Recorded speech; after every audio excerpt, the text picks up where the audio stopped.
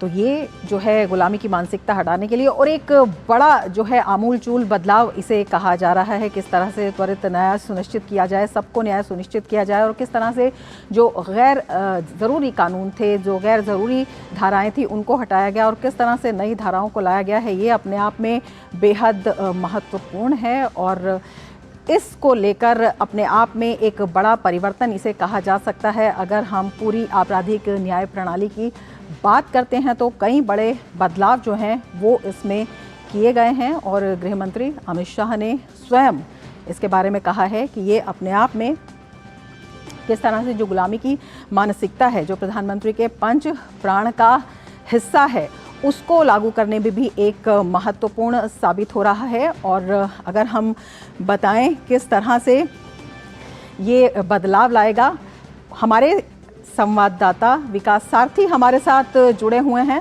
विकास, आपसे जानना चाहेंगे किस तरह से एक बड़ा परिवर्तन, किस तरह से क्रांतिकारी परिवर्तन और किस तरह से पूरी जब हम आपराधिक न्याय प्रणाली की बात करते हैं तो उस पर ये असर डालता हुआ दिखाई देता है।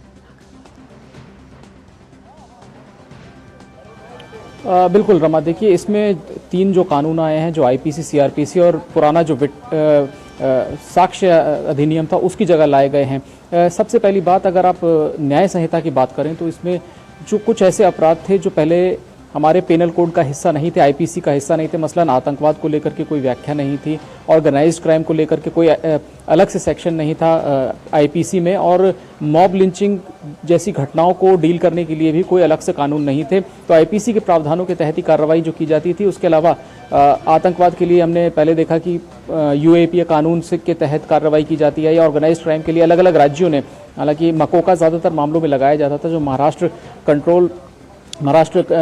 ऑर्गेनाइज्ड क्राइम कंट्रोल एक्ट है उसका इस्तेमाल किया जाता था। लेकिन अब जो हमारा मेन कोड है, क्रिमिनल कोड है, उसमें ही इन सब चीज़ों की व्याख्या की गई है, इन्हें परिभाषित किया गया है।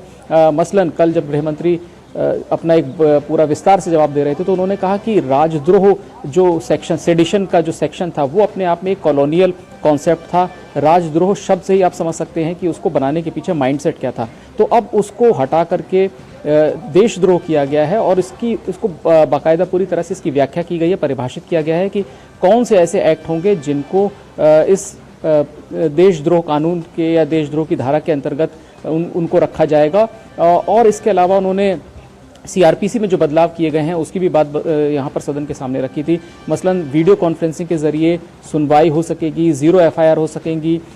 इसके अलावा अगर क्योंकि जो प्रक्रिया है जो सीआरपीसी में अपनाई जाती थी उसकी जगह भारतीय नागरिक सुरक्षा विधेयक लाया गया है। और इसमें एक सबसे बड़ी महत्वपूर्ण बात है कि एक टाइमलाइन फिक्स की गई है कि जब बहस पूरी हो जाती है दोनों पक्षों की तो उसके बाद 30 दिन के अंदर निचली अदालत को फैसला देना चाहिए। हालांकि किन्हीं कारणों से अगर 30 दिन में फैसला नहीं दिया जा सकता तो 45 दिन में तो कम से कम एक फैसला आ जाना चाहिए।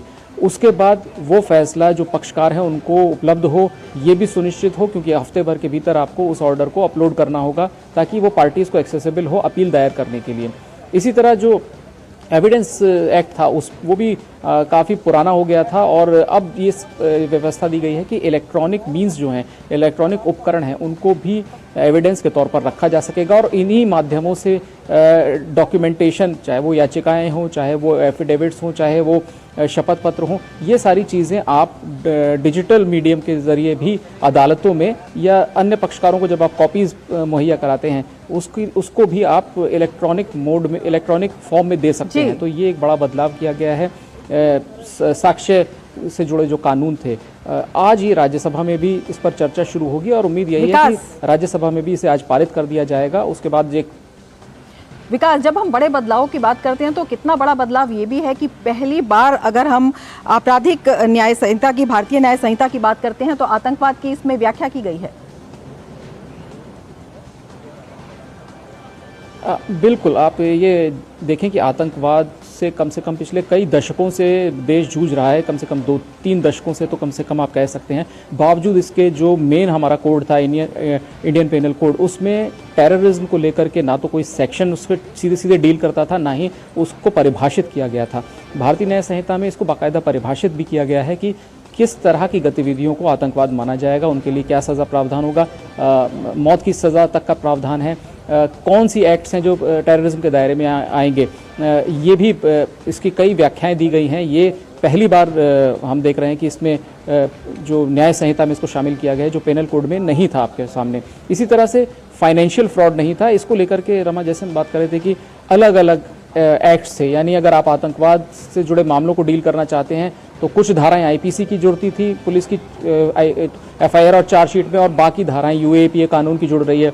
हवाला हुआ, फाइनेंशियल कुछ उसमें फ्रॉड हुआ है तो उसमें पीएमएलए के तहत मुकदमे दर्ज हो रहे हैं और आईपीसी की भी धाराएं जुड़ रही हैं। तो एक बार लगातार डुप्लिसिटी आप देखेंगे कि एक ही चीज़ को एक ही एफआईआर में तरह तरह के कानूनों के ज़रिए उनको डील किया जाता था, उसी तरह की चार्जशीट बनाई जाती थी। तो ये मल्टीप्लिसिटी थी, बहुत सारे ये अपराध हुआ है, उसको लेकर के आप कुछ सेक्शंस आईपीसी के जोड़ रहे हैं, कुछ यूएपी के जोड़ रहे हैं, कुछ फाइनेंशियल अगर उसमें हवाला वगैरह हुआ है तो पीएमएलए के जोड़ रहे हैं। तो इन सबको एक तरीके से स्ट्रीमलाइन किया जा रहा है। और अगर आप देखें कि आने वाले समय में, क्योंकि ये भी जैसे जैसे ज़रूरत होगी इसमें भी अमेंडमेंट्स आएंगे और धीरे धीरे जो पेरिफेरल लॉज हैं आपके, उनकी ज़रूरत आपको कम से कम पड़ेगी आने वाले समय में, चाहे वो फाइनेंशियल फ्रॉड से जुड़े हों, चाहे वो ऑर्गेनाइज्ड क्राइम से जुड़े हों। तो ये एक बड़ा बदलाव है। और बहुत सारी चीज़ें जिनको लेकर के अपनी चिंताएं भी अवगत कराई थी, जब इस पर चर्चा हुई थी तब सदस्यों ने जब ये कहा था कि इसको स्टैंडिंग कमेटी को भेजा जाए, तो उन चिंताओं को भी देखा गया।